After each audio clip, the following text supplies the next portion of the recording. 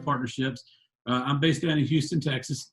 As we continue talking about Send North's response, how do we do ministry under this COVID-19 experience?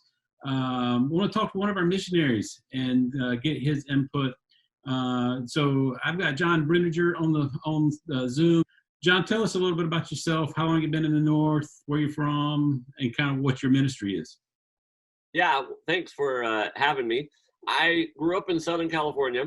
That's where I'm from. That's where a lot of my family's based out of. And I moved to Kodiak Island, that's where I am, here in Alaska, in 2011. So I've been on the field, been with Send North since a little bit before then, and I spend most of my time with middle school and high school students.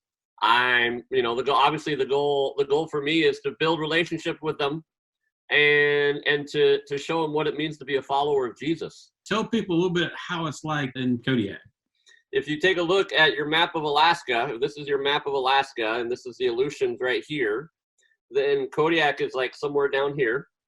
We have about 13,000 people that live on the island. There's one city, Kodiak City, and then there's 5 or 6 remote villages that you have to fly into.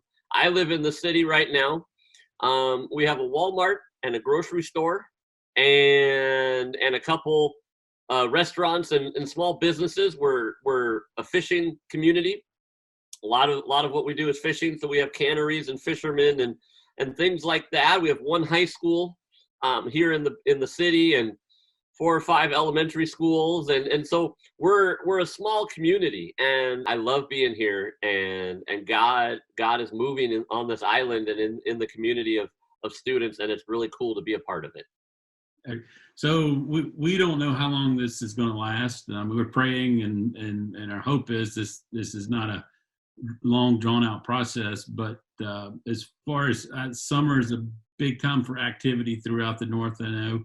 How about summer plans? I mean, how are you preparing for that, planning for what a summer is going to look like with social distancing or gradually going back away from social distancing? What's that look like?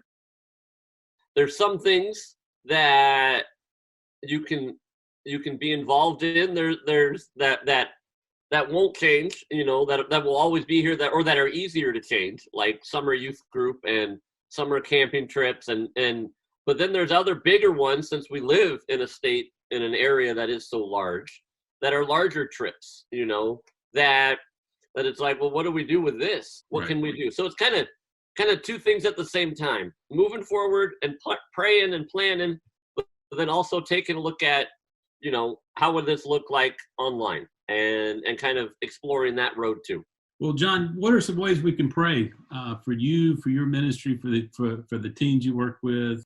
Connecting with students would be the big one. And then the second one is just, summer plans. That's a big, I mean, decisions are being made soon or have already been made, and things are starting to get changed, and just wisdom in making plans for the summer.